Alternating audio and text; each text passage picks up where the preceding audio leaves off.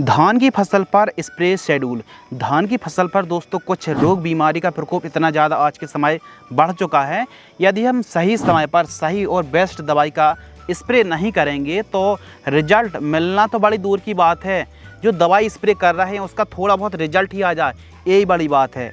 यानी कुल मिला के न केवल आपको बीमारियों को कंट्रोल करना है दोस्तों, बल्कि धान की फसल पर बेस्ट दवाई और बेस्ट रिजल्ट के साथ साथ कम खर्च में उसी बजट में बेस्ट दवाई कौन सी है इसकी जानकारी के लिए और धान की फसल पर जो भी बीमारी आती हैं, चाहे हम BPH की बात करें यानी ब्राउन प्लांट हॉपर की बात करें, GLH की बात करें यानी ग्रीन लीफ हॉपर्स यानी भूरा पौधा का फुदका है, या फिर जो फुदका होता है लीफ हॉपर्स होता है, इनको कंट्रोल करने के लिए बहुत ज़्यादा ज़रूरी है समय पर स्प्रे करना। इसके अलावा सबसे ख़तरनाक जो बीमारी है वो है शीत ब्लाइट फंगस, लीफ ब्लास्ट।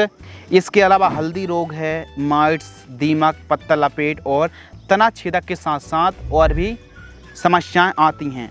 यदि हम सही समय पर सही दवाइयों का स्प्रे करेंगे तो धान की फसल पर सही समय पर सही दवाई का स्प्रे करने से हमको रिजल्ट भरपूर मिलेंगे और कुछ डिजीज़ फंगस आते हैं उनको हम प्रिवेंटिव में ही धान की फसल पर स्प्रे करने वाले हैं, ताकि हमको जो रिजल्ट हैं दोस्तों वो अच्छे मिल सकें, पर्याप्त मिल सकें और हम बीमारियों को आने से पहले ही कंट्रोल कर सकें। सभी रोग बीमारियों के लिए बेस्ट दवाई जानने के लिए इस वीडियो को लाइक कर दीजिए, चैनल को सब्सक्राइब कर लीजिए। चलिए शुरू करते हैं। धान की फसल चाहो आप बासमती धान को लगा रखे हैं, सीधी बुआई करी है, सीधी बिजाई करी है, या दोस्तों आपने प्लांटेशन किया है, हाइब्रिड धान को लगा रहे हैं, पूसा, बासमती, परमल, सभी की सभी वैरायटी पर सभी प्रकार की धान पर यह जो जानकारी है, यह जो स्प्रे शेड्यूल है वो लागू होने वाला है। तो हमारा किसी भी कंपनी से कोई भी तालमेल नहीं है, यह कोई भी स्पॉन्सरशिप वीडियो नहीं है, केवल एजुकेशन पर्पस से यह वीडियो साझा कर रहे हैं और टेक्निकल के साथ हम बात करने वाले हैं। तो किसी भी कंपनी का आप टेक्निकल स्प्रे कर सकते हैं, हमको कोई दिक्कत नहीं, जो भी आपको बेस्ट कंपनी लगे। फर्स्ट स्प्रेइंग के बारे में बात करते हैं दोस्तों, तो 40 से 50 दिन के आसपास की फसल होती है। तो आप यह जो दोस्तों टेक्निकल देख रहे हैं, यह टेक्निकल आपको एंडोफिल की टोकन में या फिर PI की ओसिन पर यह टेक्निकल आपको मिल जाता है। दोनों में से कोई एक को आपको प्रयोग करना है। यह टेक्निकल को 10 ग्राम की दर से प्रयोग करना चाहिए और इसके साथ बायर कंपनी की फोलिकोर फंगिसाइड, इसमें जो साल्ट है टेबुकोनाजोल का कॉम्बिनेशन है 20 ml लेना है और बायर कंपनी की जंप 3 से 4 ग्राम की दर से 15 लीटर पानी में घोल करके स्प्रे करना चाहिए।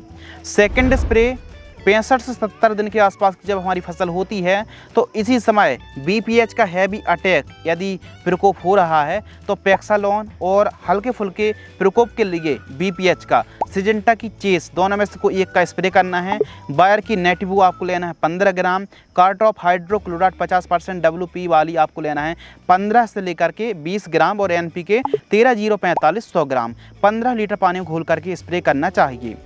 थर्ड स्प्रे, तीसरे स्प्रे पर जब हमारी धान की फसल बुआई से या फिर प्लांटेशन से लगभग 90 से 95 दिन के आसपास की होती है तो बासाप कंपनी की एक्सपोनस जो कीटनाशक आती है 1.5 ml से लेकर के 2 ml का प्रयोग करना है और आपको इसके साथ प्रोपिकोनाजोल 10 ml 15 लीटर पानी में घोल करके स्प्रे करना चाहिए।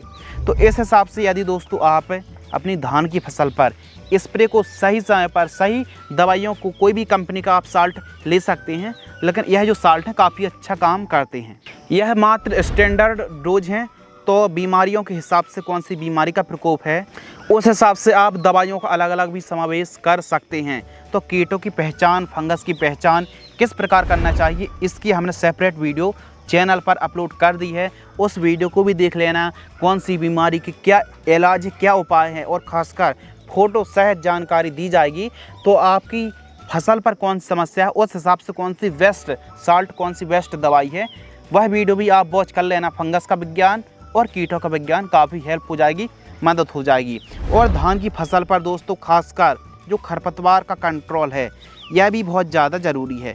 तो इसके लिए आप एक काम कर सकते हैं, यदि मान लीजिए आपकी धान की फसल 30-40 दिन की आसपास की है या फिर खरपतवार आपकी फसल पर 3 से 4 पत्ती 5 पत्ती तक के दिख रहे हो, यदि देखो जहाँ तक पॉसिबल हो, मुमकिन हो, तो इस प्रकार जो कि आप मजदूर देख रहे हैं, इस प्रकार धान की फसल से खरपतवार को बाहर करा सकते हैं। लेकिन खरपतवार का जमाव ज़्यादा है तो ऐसी कंडीशन पर आप पोस्ट इमरजेंट हार्बिसाइड का स्प्रे कर सकते हैं। ध्यान रखिए, सीधी बिजाई वाली फसलों पर या फिर जो भी धान पर आप स्प्रे कर रहे हैं, जड़ों के पास नमी होना बहुत ज़्यादा ज़रूरी है। तो आपको 1 एकड़ में किस प्रकार डोज चलाना है, बिसपायरिबेक सोडियम दोस्तों आपको लेना है, जो 10% वाला बिसपायरिबेक सोडियम आता है, इसको आपको लेना है 120 ml। मेट सल्फ्यूरन मिथाइल और क्लोरम्यूरान इथाइल का जो कॉम्बिनेशन आता है, इसको आपको लेना है 8 ग्राम।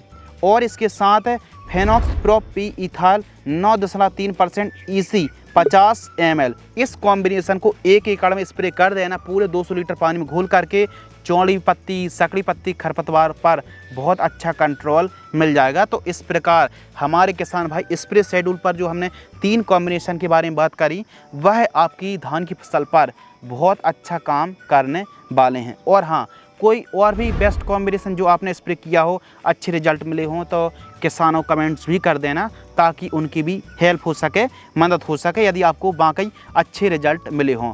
और धान का एक और चीज़, बीज उपचार जरूर कर लेना। यदि आप धान का बीज उपचार नहीं करेंगे तो फिर जो अंकुरण है ना, जर्मिनेशन उतना अच्छा नहीं हो पाएगा। और स्पेशल जड़ में लगने वाले फंगस का जो प्रकोप दिन ब दिन बढ़ता जा रहा है, तो इसको कंट्रोल के लिए सीड्स ट्रीटमेंट करना बहुत ज़्यादा ज़रूरी है। यदि आपके एरिया में हल्के फुल्के फंगस का प्रकोप होता हो तो CM75 कार्बेंडाजिम प्लस मैंकोजेब युक्त फफूंदनाशक से बीज उपचार कर लेना। इससे सबसे बड़ा फायदा ये होगा कि यदि आपके एरिया में फंगस का हैवी प्रकोप रहता है तो UPL कंपनी का जो इलेक्ट्रॉन आता है, इससे बीज उपचार कर सकते हैं। या फिर सिंजेंटा कंपनी का वाइब्रेंस इंट्रीगल के नाम से जो दवा आती है, इससे भी बीज उपचार कर सकते हैं। या फिर बासफ कंपनी का जो BASF कंपनी का झेलोरा फंगीसाइड आता है, इनसे बीजों को उपचार किसी भी एक दवा से बीज उपचार करेंगे तो उसका जो रिजल्ट है ना, देखिए 1 एकड़ में अधिकतम खर्च दोस्तों आपको ज़्यादा से ज़्यादा 200 रुपये के आसपास का खर्च आएगा। यानी 1 एकड़ में धान का बीज लगता है कितना, 6 किलोग्राम। और 6 किलोग्राम बीज उपचार करने के लिए आपको ज़्यादा से ज़्यादा 12 से 15 ml दवा की आवश्यकता पड़ेगी, जो 100 रुपये से लेकर के 150 रुपये के आसपास का 1 एकड़ में खर्च आपको आने वाला है। तो इस प्रकार यदि आप धान का बीज उपचार करेंगे दोस्तों, तो उसका फ़ायदा भी मिलने वाला है। अब धान बुआई के समय कौन सी खाद डाली जाती है, और हाँ, धान में यूरिया खाद कितनी डालें, पोटास खाद कितनी डालें, और साथ ही जिंक सल्फेट का क्या महत्व है, सल्फर की मात्रा कितनी रखनी चाहिए, और कब कौन सी खाद का प्रयोग करना चाहिए, फुटाव की संख्या बढ़ाने के लिए हमको समय समय पर कौन सी खादों का प्रयोग करना चाहिए, क्या फ़ायदे होते हैं खाद प्रयोग करने से, फुटाव की संख्या बढ़ाने के लिए सबसे बेस्ट दवाई कौन सी है, इन सभी की जानकारी के लिए दोस्तों चैनल पर एकदम सेपरेट वीडियो उपलब्ध हैं। जानकारी पाने के लिए चैनल पर विजिट करें और वह वीडियो आप देखें, काफ़ी नॉलेज मिलेगा। यदि आपको यह वीडियो पसंद आती है तो वीडियो को लाइक करके चैनल को सब्सक्राइब अवश्य करें। जय जवान जय किसान।